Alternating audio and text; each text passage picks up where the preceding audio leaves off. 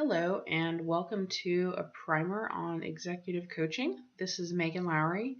If you want to read more about me, you can visit my webpage at meganlowryphd.com. So currently there's what I would call two types of coaching, which one is gaining a lot of popularity. That is the employer-driven model, where a supervisor or a within company mentor of an employee acts as a coach. So tends to be very popular right now. There's a lot of coaching programs that are focused on developing supervisors to become better coaches of their employees. So this involves a supervisor sitting down with their employee monthly or bi-monthly to talk about their career goals, to assess whether or not that employee is making progress towards their career goals. And it also helps the employee understand where their supervisor is coming from a little bit better. So instead of just kind of the annual or monthly performance reviews, it's more focused on that employee's development. The second type, which is what I would call executive coaching, that's generally done by an external coach. However, sometimes if it's a larger company, there will be an internal coach or a team of coaches that will coach employees. But the biggest differentiator here is that these people have no direct influence over the employee from a supervisory standpoint. So it's not the supervisor coaching the employee, it's actually the employee being coached by someone that has no direct relationship with them other than the fact that they're coaching them. And that's what we'll focus on in this presentation. Is they're very different, and there's different models for them. But the first one is gaining a lot of popularity. It wasn't very popular, 5 or 10 years ago, but now it is. And a lot of companies are putting a lot of effort towards it. But we'll just talk about executive coaching today because a lot of industrial organizational psychologists work as executive coaches or are involved in programs that have an executive coaching component to it. So that's what's important for you to know about. So why should you listen to me? That's always the introduction I like to make. So I graduated from my bachelor's university with a degree in psychology and a minor in leadership communication. And then I went to another school for my master's in industrial organizational psychology. And then finally, I earned my PhD in IO psychology. That was, 4 years with undergrad, 2 years with my master's, 3 years with my PhD. So quite a few number of years total involving this area of research. I've been a practitioner and an academic for about 9 years. I tend to obviously fall more on the practitioner side. However, I've taught a number of classes, specifically around IO psychology.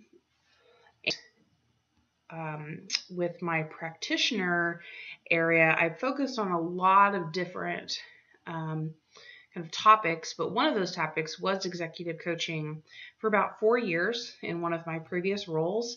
I got to executive coach with a number of high impact leaders from all sorts of different industries, ranging from retail to mining to engineering, all sorts of different types of areas. And so that was very influential, very powerful. It was a very fun and engaging experience. If I ever had the chance to do it again, I absolutely would. So what is an executive coach? So that's what I've defined this, and this is my own definition. It's an executive coach is generally an external professional. Like we talked about earlier, it can be internal, but generally they're external, who either has technical expertise and or process expertise that can guide an employee through phases in an employee's career journey. So what I mean by technical or process expertise is sometimes, for instance, let's say there's a CEO of an engineering company. Sometimes an executive coach for that company or for that employee will be highly skilled in a technical arena such as engineering. So they can give information and insight into what's it like to be a high level engineer in leading an engineering company. Or, for instance, maybe it's uh, a pharmaceutical C-suite level executive. That executive coach might need to know about regulations in the industry. They may need to know about what it would take to please people on Wall Street, things like that. So there's some more technical elements to it that you can look for in an executive coach. And then separately, you can have a coach that's familiar with process. So basically, how to take an employee kind of from point A to point B in a manner that is very, very helpful. Now, you can also have those skill sets combined. So, for instance, you can have an employee that is extremely technically skilled or may have industry knowledge that's very, very helpful that can also be quite skilled in the process of executive coaching. So let me lay down a disclaimer here.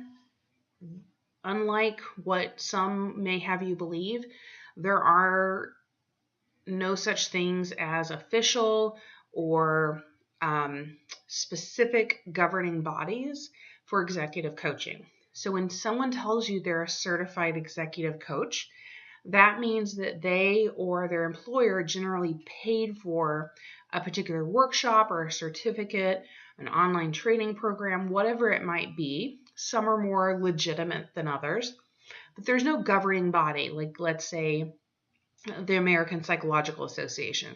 The American Psychological Association does not have a stamp on this is the program you have to go to executive coach. There is no such thing as a governing body. So there's a lot of executive coaches out there that are that's what they do. That's all they do, and they sell their work based on the certificates that they may have. Like I said, some are more legitimate than others. So always advised our clients to do is instead look for professional qualifications. So what kind of background do they have? What kind of education do they have? Why might they be interested in executive coaching other than to make money? Also look at the success with other clients that they may have, their demonstrated diligence to the cause. So are they concerned with what the outcome is for employees when they're undergoing executive coaching? And one of the things that is a huge distinguishing factor that you have to be very professional with executive coaching is the amount of privileged information that you're probably privy to. Now, sometimes the problem is even you may be coaching team members that are peers of one another that are each telling you something about the other person, and you can't disclose that information to the other person. That's when it becomes even more sensitive. Or you may have a situation where the company may be undergoing financial strain, or there may be lawsuits happening that you cannot talk about or disclose. And then another qualification is just to make sure that you're a strong fit with that employee. Not every coach, not every employee fit the best together. Some approaches need to be different for some employees, and there are certain people that work better with others. And so that's probably a really strong factor, is to make sure that everyone feels comfortable at the table. Coach is not a coach is not a coach. And so one person's coaching approach may be very different from another. And same thing as in sports, even with coaching, a soft-hearted, pat on the back sort of coach is going to be very different from someone who kind of yells at you on the field.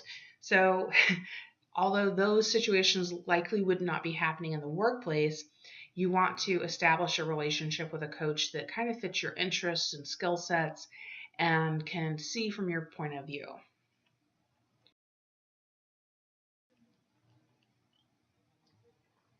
So when is an executive coach used? Generally, executive coaches tend to be utilized when there are phases going on in a career.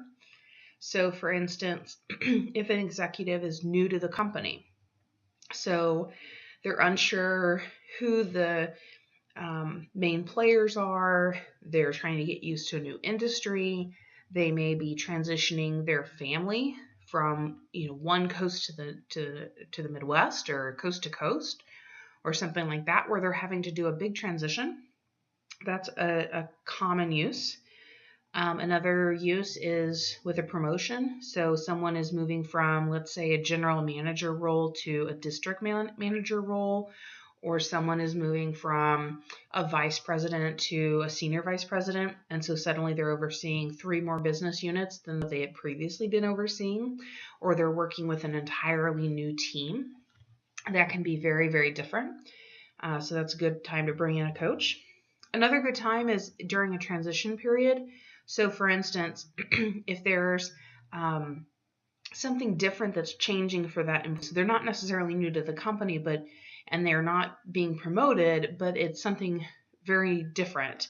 So, let's say you've got an employee that's moving from Connecticut to Bangladesh. So that's a very big transition. And so that's a great time to bring a coach in. And we'll talk about why in a little while.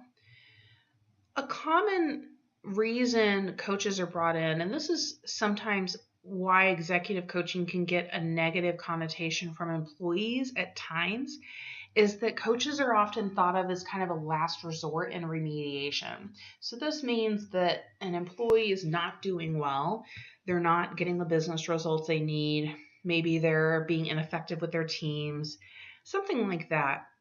And the company recognizes it, and they're saying, well, we don't want to lose this resource, but this is actually, costing us more in productivity than we're actually gaining. So sometimes what they'll do is kind of a last ditch effort is they'll bring in an executive coach to try to fix the situation. Now, sometimes that can be a very positive move. Sometimes it can just exacerbate it or make everyone uncomfortable. And there's kind of right ways to do it and wrong ways to do it, but that is a topic or a situation in which an executive coach would be used. There's also just ongoing coaching reasons. So for whatever reason, someone started with an executive coach. So for instance, maybe they were involved in an executive development program, and then they kept going with an executive coach that they were assigned. That's generally the standard reasons why someone would have an executive coach. So who uses an executive coach? Generally, like its name says, it's used for executives, quote unquote. It's because that depends on every industry, what your executives look like or who they are. But generally, it's people who have titles like senior directors, VPs, SVPs, EVPs, so that's vice president, senior vice president, executive vice president, presidents, or C-suite personnel. So C-suite is CEO, CIO, CFO, things like that. Kind of your chief operating officers. And there are situations in which lower level employees use an executive coach. Generally, they're a little bit more strategic. So we're going to put this employee with a coach for a little while something's going on.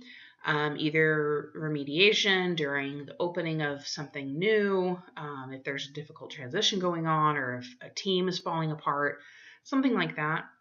Generally, lower level employees don't have access to executive coaching simply because it's expensive, but we'll talk about that a little bit later on too. So who is the best candidate for executive coaching? Generally, the best person is someone who wants to do it. So regardless of the role they're in, regardless of any problems they're having or not having, someone who wants to be coached is going to be the best fit. So there's, the old quote or the old saying, when the student is ready, the teacher will appear, or the guru will appear, depending on where you get this quote from. But that's really true. So if the person or the employee is not ready, they're going to have a terrible time with that executive coach, regardless of how awesome or skilled that coach is. And really nothing is worse than forcing someone to go through executive coaching when they don't want to be there, because they will be often non-engaging, condescending, sarcastic. They just don't want to be there, and it's not pleasant for either party, and nothing gets done as a result.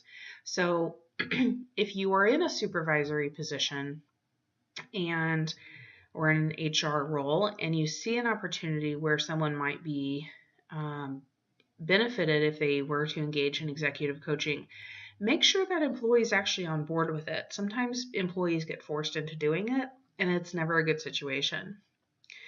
And unlike what you might think, coaching through remediation can be actually very positive if it's handled very well. So for instance, let's say a new employee or an employee gets promoted and they have to take over a team, and that team has kind of been rough to work with. And let's say, their supervisor and HR give them a year and still nothing's really improving. Well, at that point, the supervisor is likely to put that employee on some sort of developmental action plan because they need to make changes with that team. So sometimes what can occur is that employee is pretty desperate to make changes and recognizes that there's a good reason why they've been put on an action plan for their development. And so they're usually pretty willing to work with someone who's there to help them, because they're wanting to do well too. They don't want to lose their job. They don't want to get demoted. So they're usually pretty, action oriented and enthusiastic about it. But you can always tell if an employee has already mentally checked out of their role, it's best to just go ahead and get rid of them and either move them to a different role or move them out of the company, reallocate them. It's just not pleasant if they're not on board either. So how long does executive coaching last? Generally, coaching tends to be programmatic.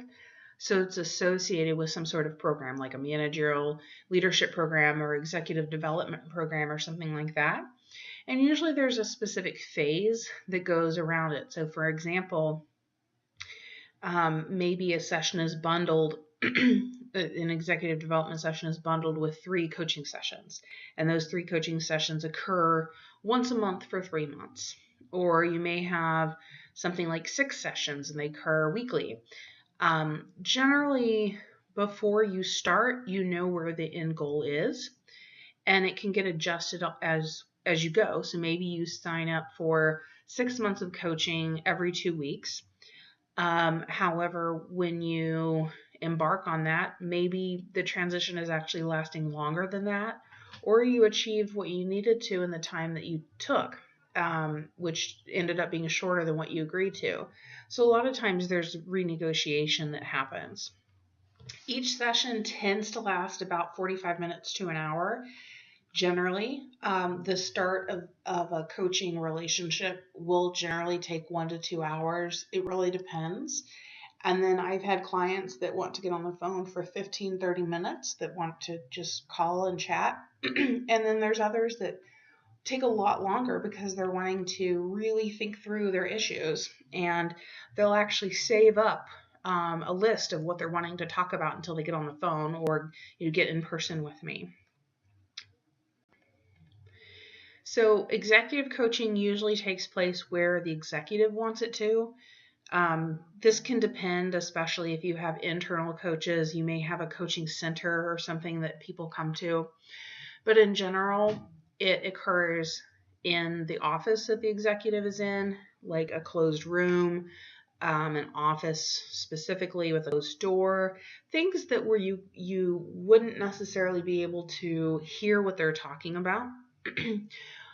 Places like coffee shops or public spaces where you can go and talk about what you need to talk about without everyone overhearing you, because a lot of this is very confidential. A lot of executive coaching takes place over the phone, which is a great resource for people who may need to be on the go. Another resource, especially now, is video conference. So things like Skype or Live Meeting or GoToMeeting. Companies may have teleconference hosted websites or sites that will host calls like that. So you can see people face to face. It's just not it's in real time. It's just not in real life face to face, so to speak. And it can be combinations of these. So, for instance, one of the um, techniques that I used to use is I would start off a coaching relationship in person. So let's say they lived in Tucson or they lived in New York City. I would actually go to that person's place of work and look at where they're at, spend a little time with them, do a debrief, and um, get to know them a little bit more in a setting that they're very comfortable in. And then from then on out, either do video conferencing or phone calls so that I've established that trust. They know what I look like, they know how I sound. It's not just some random person calling them on the phone, that they know who I am. And if it's a longer ongoing relationship, generally, if they weren't local, it would be, meeting them every 6 months or something like that, just to keep in touch with them. So, this is kind of the big topic area, right? So, how should executive coaching work? There's a lot of ways to start this.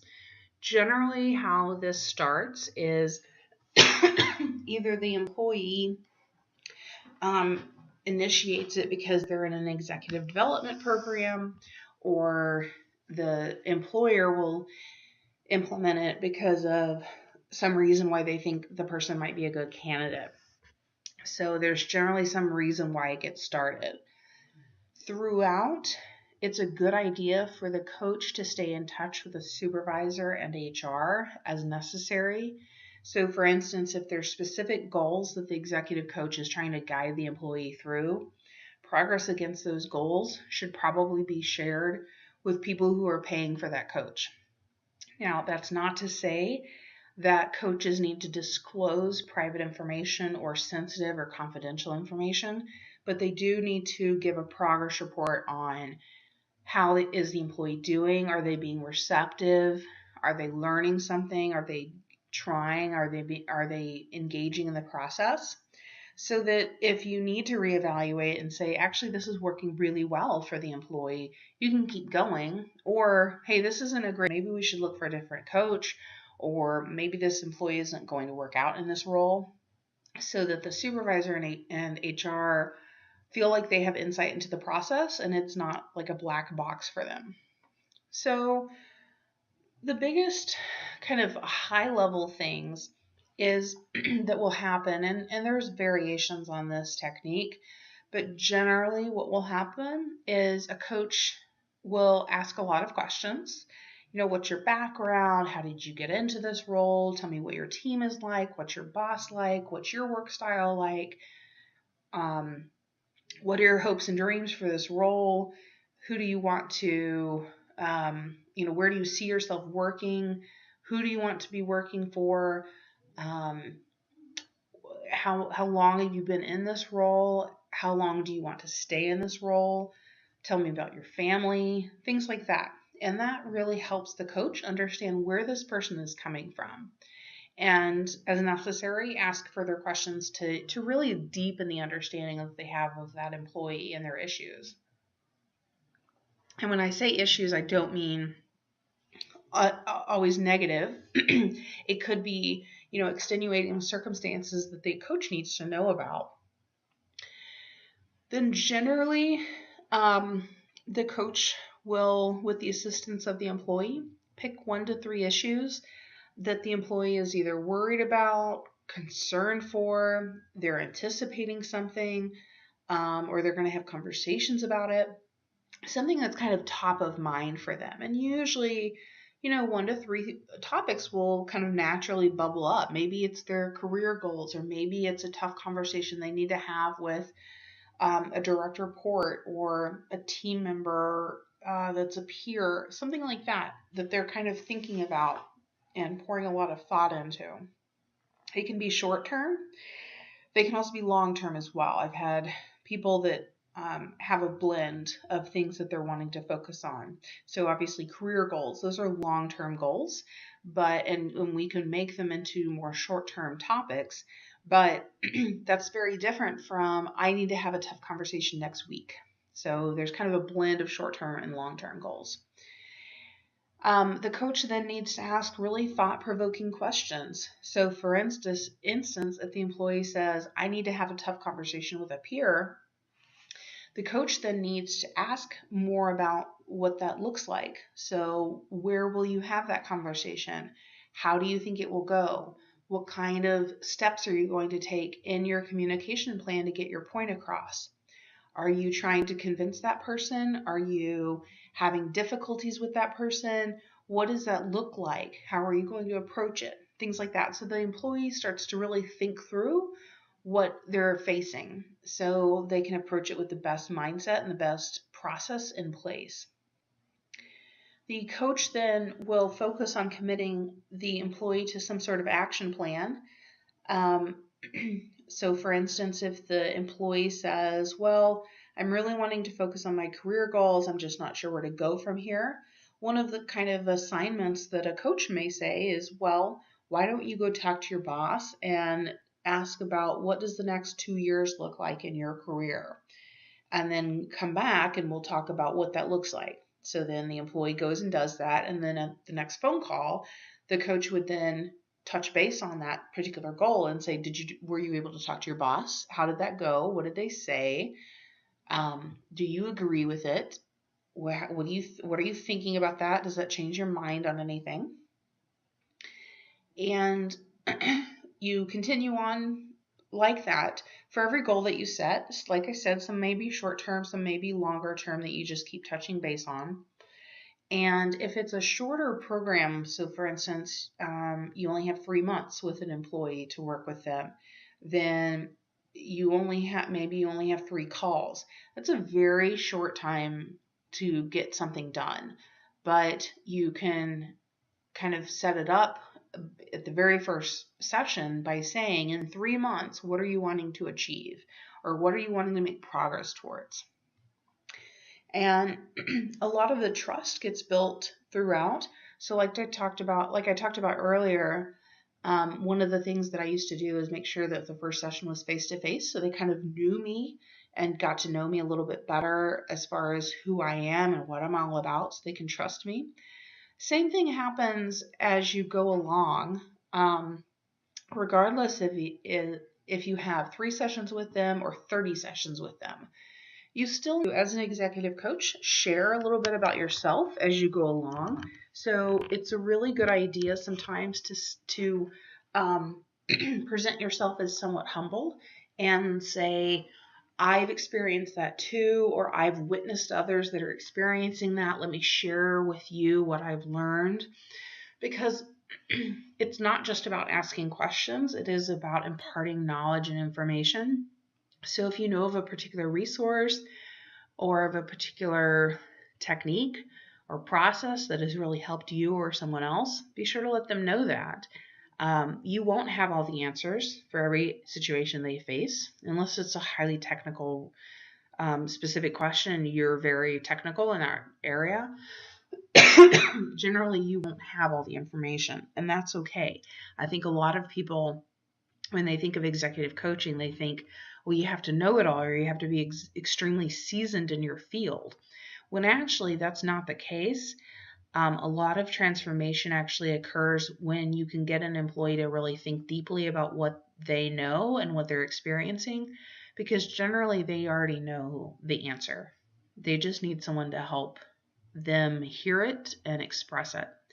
So if you can share a little bit more about yourself or about other people without revealing, confidential information, that helps them relate to you a little bit more, and that builds up that trust. And then again, contact throughout with the supervisor or the lead HR. That's very, very helpful. And obviously, you want to let the employee know that you're doing that. It's not that you're going behind their back. You're just updating people on the progress that you're making. And it doesn't have to be extremely specific during those touch bases. It can just be, the employee is doing fine, they're engaged, and we're making good progress towards their goals. What's really awesome is if those people, the leaders or HR, come to you and say, I can tell a difference.